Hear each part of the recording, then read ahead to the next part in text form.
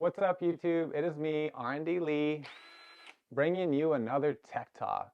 Today's Tech Talk is on the Dylan Warren 3 deck. Now, we've done a Tech Talk with Dylan Warren himself about the complete board, talking about all the details of different components, and also getting into the graphic itself. So if you haven't watched that, make sure you do, because like I said, Dylan Warren himself is taking you through all the details. But this one, I wanted to go just one technical level more in depth to take you through all the special little things that make this deck super duper special. And it is special. Every board we make is special. But especially the Dylan Warren Pro model, number 1, number 2, and now number 3, because that has the next level of feedback and kind of love that's coming from a very special rider, and that is what you see in front of you.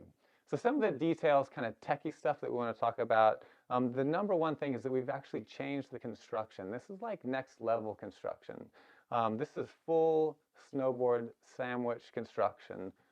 Vertically laminated core, fiberglass, totally encapsulated in a polyurethane sidewall. This is like some techie type of stuff here. So I thought to show you, all that's just words, right? Triaxial, fiberglass, vertically laminated. But I want to, because this is a tech talk, I want to kind of show you what some of these things mean. So the first one that I want to break down is the term multi-species vertically laminated core. All right, so it's kind of a mouthful. But vertically laminated is the opposite of horizontally laminated. So horizontally laminated is skateboard. Great, there's so many advantages and they're awesome, and the things that you can do with them, they're really, really cool. But the advantages of vertically laminated core is that your glue lines are vertical. Makes sense, right? And that means that there is no failure points on glue lines that can be, because when things fail, they fail on a horizontal plane on a deck. That's where things delaminate. There is no way. And I want to show you actually, so you can actually kind of get a visual. I was going to chop up a deck because I love to chop things up, especially on a tech talk.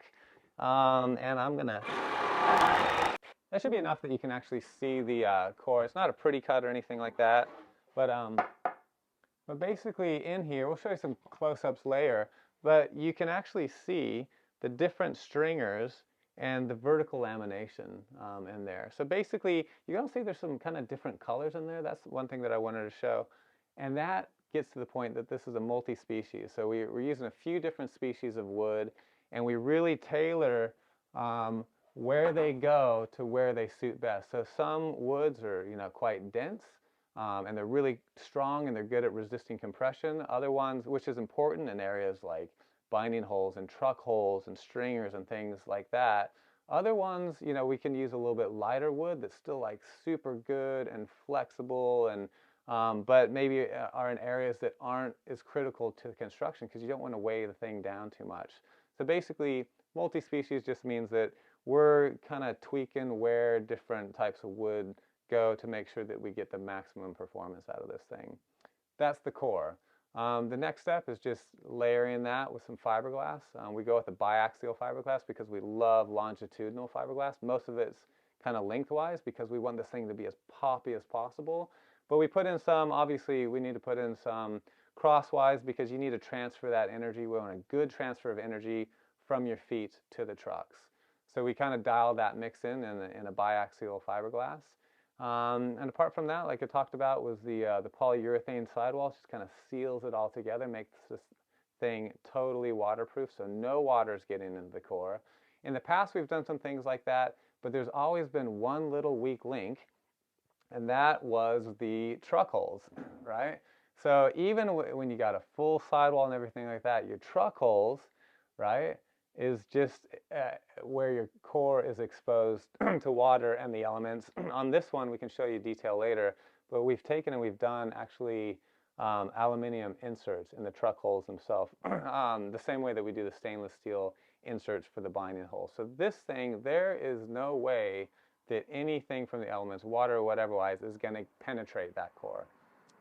This thing is like rock solid.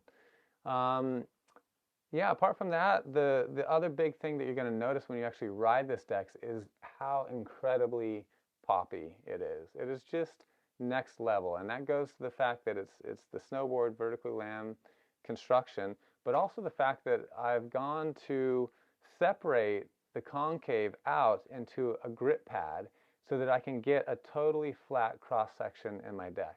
The reason for that is because when you have a flat cross section on the deck, a couple things.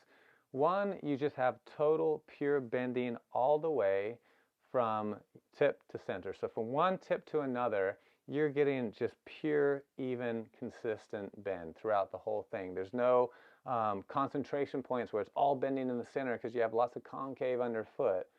This just gets pure pop tip to tail. This is amazing. But the trade-off is you have a flat deck. Well, people don't like flat decks. Most people. Some people do, but a lot of people don't. So I've separated the concave out and I've put it in a grip pad. That grip pad, it's kind of hard to see, but we show some details later, gives you 8 millimeters of concave via a thermoplastic elastomer. That is actually, not only does it give you concave, but it actually gives you a little bit of absorption. Not much. It's actually a pretty dense one because we don't want it to be cushy. We don't want to lose a lot of energy, but it just kind of takes the edge off. So if you're riding all day long, you're going to fatigue a little bit less. So that's kind of cool. Techie stuff. So that's what we've done in terms of the concave and the flex of the deck. Apart from that, I think the big thing is the fact that the deck is just so adjustable. In terms of not only, you can't see it too well, but there's actually multiple binding holes. So you can have a really wide stance, you can have a really narrow stance, you can have everything in between. So heaps of adjustment in there. And we've done the same thing with the truck holes. There's multiple truck holes. But not only the truck holes themselves can adjust your length, but actually the trucks are flippable. So you can go from the stock length of 116 centimeters, and basically by flipping your trucks, first of all, you can bring it in 2 centimeters to 114.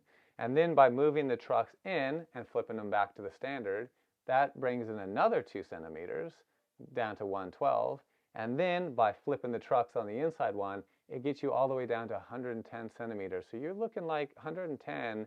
That's a super freestyle board. That's something you can ollie like crazy. You can spin, and it just feels like nothing is under your foot. Now, one thing that is kind of I'd like to talk about is not just everybody kind of knows, like, well, obviously short boards spin faster, the spin weight's less, so it's going to be good for freestyle. But one thing I'd like to talk about is actually the bindings in relations to the truck. Okay, the bindings in relation to the truck. So what that means is when you have your trucks in or out or anything, it makes a big difference how close your foot is to the actual wheels, all right? So the closer they are to the wheels, the easier it is to ollie. That makes sense. Like on a skateboard, your feet are actually over the wheels or even in back of it. It's super duper easy to ollie. So this, when you want to, if you do want a really freestyle oriented board that's like ollies like crazy, then I want you to take your bindings out as far as they go. Whether your trucks are in or out, it doesn't matter. You just want your bindings as close, your feet as close to the trucks as possible. Obviously without wheel bite, right? Now the opposite is true if you want stability. On the trucks, you're going to want to bring that out as far as possible because everybody knows a big, long wheelbase is just going to give you that stability that you need so that there's just so much board if you kind of come off the back.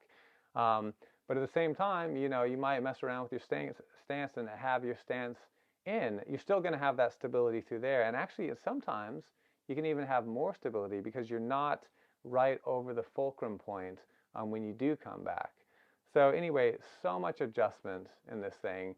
I've kind of found what I like, which is, intrigued me because I didn't know that I'd like it as much, but I have been riding recently straight flipped all the way in 110 centimeters, and I absolutely love it. I have size 10 feet, so I do have to bring my bindings in a little bit, not to the inner position. I'm still in the outside position, so I'm trying to really minimize the distance between my foot and that tire, and I'm absolutely loving that. Now, of course, if I want to go out and do some free riding and I want to bomb some hills and I want maximum stability, I'm going to bring it all the way out just because that's appropriate. But the beautiful thing is you can do that just in a jiffy. I think that pretty much covers most of the details. If you guys want to know anything else, leave a comment down below. Maybe we could do a little Instagram video or another YouTube video just to kind of go through some of those details. But that's pretty much it for the sickest board that's ever been made in the world. I hate to say that, but it basically is. I love this thing. As always, make sure you like and subscribe and give us feedback, because without your feedback, we wouldn't be where we are with this this board and this deck. We do seriously do appreciate it, so make sure you do that. And until then, I'm R&D Lee, and we'll see you next time.